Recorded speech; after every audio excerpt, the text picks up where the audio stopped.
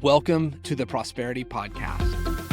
Prosperity Thinkers, we're going to be talking about stealth wealth. And no, this is not about hidden bank accounts. It is not about overseas funds and doing this and that. This is the real stealth wealth. What does that mean to you, Kim? Well, I have such fun examples for this because thankfully my husband, Todd Langford, owner of Truth Concepts, and the suite of calculators that proves all things financial, has taken a look recently of some things that both of us knew. I mean, you can't help people with finances for 30 years and not learn a few things. So we both knew these intellectually, maybe even intuitively, but he's proven them numerically or mathematically. And so I'm going to share with you 3 specific things that are a way to build wealth that are so under the radar screen, which is what I define as stealth wealth. And so again, we're going to talk about the building aspect of that stealth wealth, but let's also talk about the storing aspect of stealth wealth, because storing is storing your money under the radar screen. And that is so easy. But again, I'll reiterate, as you did, we're not talking about hidden bank accounts or anything offshore. This is simple stuff everyday Americans and Canadians can do. Okay. So why are they not doing it? Let's get that out of the way because we have to explain. It's boring. And Yeah, who it's boring. is It's doing small. So the boring small steps are done by people that have a structure that enables those boring small steps to happen automatically. So think about your morning habits. I'm not a coffee drinker, but if you turn the coffee maker on to give you coffee at 6 a.m., you've automated a morning habit where you can go downstairs and have your coffee and it's ready to go. And it just happens like clockwork. So let's apply that to our money and our actions around our money so that we get that same automaticity. Such a cool word that's being floated around these days. And let's use that automaticity for the rest of our lives, because the things that I'm going to recommend are not going to help you this year, and they're not going to help you in the second year, but they might start to help you around the 3rd year, and then they will help you for 100 years. And that's why people don't do them. Too long time frame. It sounds like the New Year resolution that we all need, because most of us will see that the gyms get packed at the beginning of the year, and by week 2, week 3, they're empty. So you're already letting us know that we're not going to shed all of that Thanksgiving weight on the first day. We're aware of it. So We're not going to have instant wealth overnight. Okay, we all agree. Let's keep going. Awesome. And we know that automaticity in a gym, by having an accountability buddy or sleeping in your workout clothes, is a thing I know some people do, or whatever it is that you need to get those habits put in place with a structure that will support the implementation of the things that you want to have happen. And so that's what we have inside our space at Prosperity Thinkers, specifically for those that are in our pledge membership, is that structure and that automating of the money movements so that the things that we want to have happen will happen. Shall we have some examples? I would love it. Let's hear it. The very first one, for those people that get a paycheck every couple weeks, which is a good part of America. I mean, even if you own a business, you've probably set yourself up on some kind of at least base payroll. There are 2 months out of the year that you get 3 paychecks. Those third paychecks typically go straight into the checking account and are spent immediately on basically nothing. I'm aware of a friend that actually took a look at the Target and Amazon buying habits of a fairly high income family, asked that family what on this list of the last year of your purchases are you most excited about? The guy said, these gym shorts, these $30 gym shorts, I love them. They are so awesome.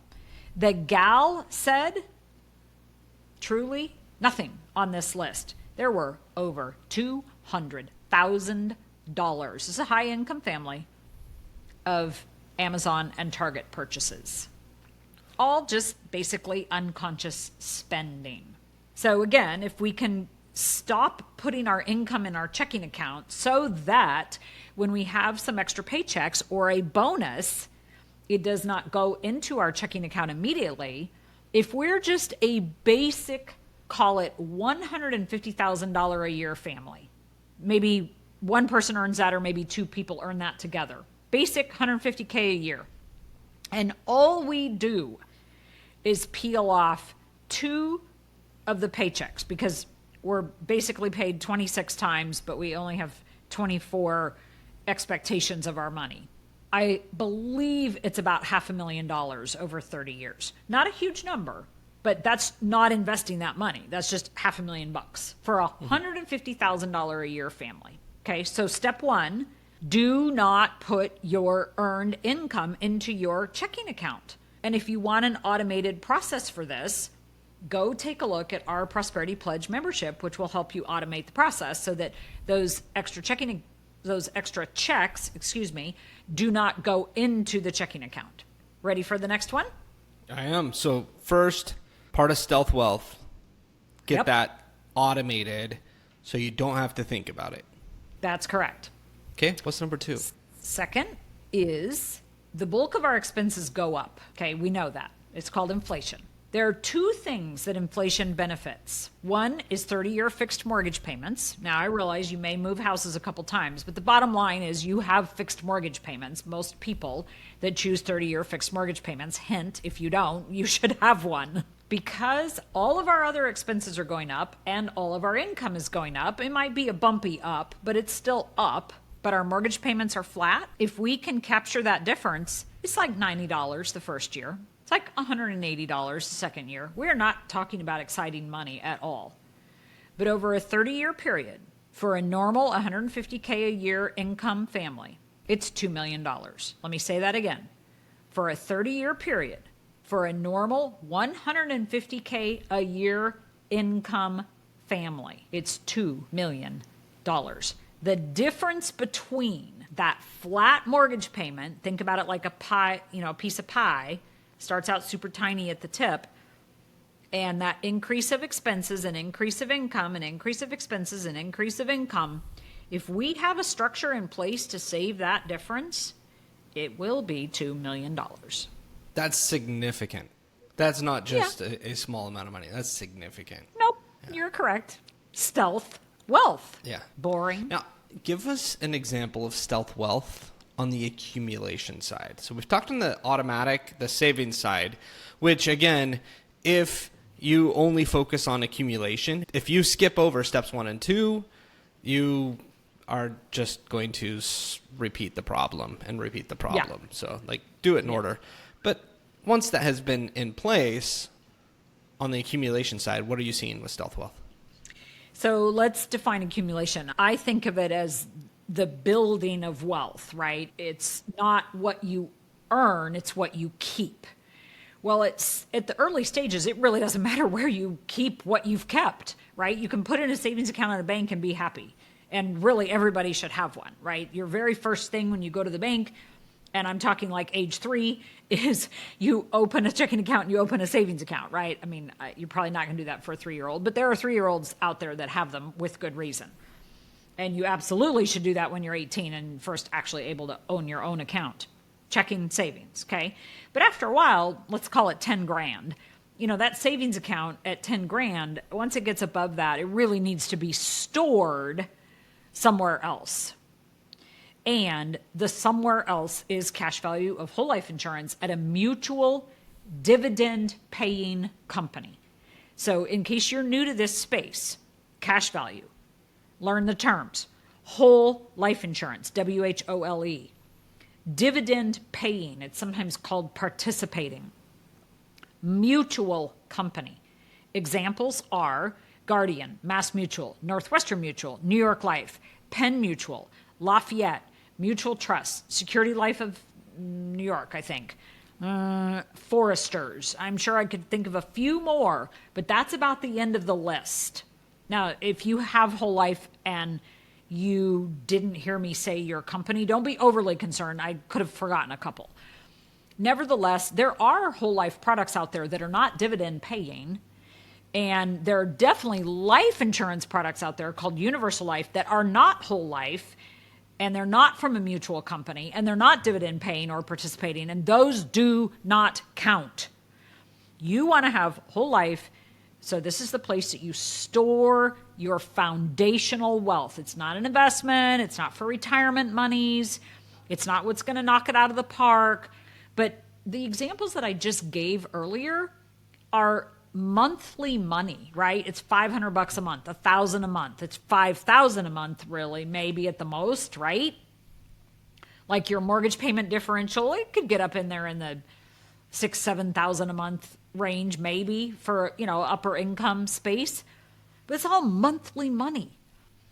Monthly money is very hard to store because there's no good investment out there that wants your $5K a month or your $500 a month. The good investments out there want $100K or $1 million or whatever their minimum is. So where do you put your monthly money? Again, after the 10 grand of the savings account. Dividend paying, participating cash value of whole life insurance from a mutual company. So if you need some help learning about this, please think about how you learn best. Do you like to read, watch, or listen? And then go seek out material. I have Amazon books you can read. I have Audible's books that you can listen to. And I have a YouTube channel.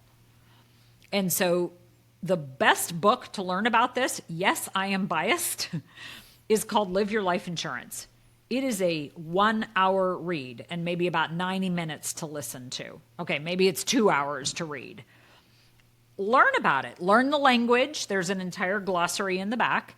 And the reason that I'm biased about this book, other than the obvious fact that I wrote it and read it, is because my clients tell me it's the best owner's manual for the oldest financial product on the face of this earth. Take that last sentence, you piece everything you said to that, which is here. If a person talks with the old man, the old wealthy man in town, that isn't the Scrooge McDuck, okay? I'm going to preface it this way, okay? Not the angry tyrant old man, but a person that seems content. Most of the time, that was a stealth wealth type of person. And it just kept moving along. I think of Sam Walton from Walmart driving in his stealth pickup truck. I think of the other wealthy people. And don't get me wrong, there are some people that like to be flashy, and there are some people that like to lose money, and those two people tend to be together. That's okay. If that's what it is. It's not my world. Kim, thanks for sharing the owner's manual on stealth wealth and sharing the principles.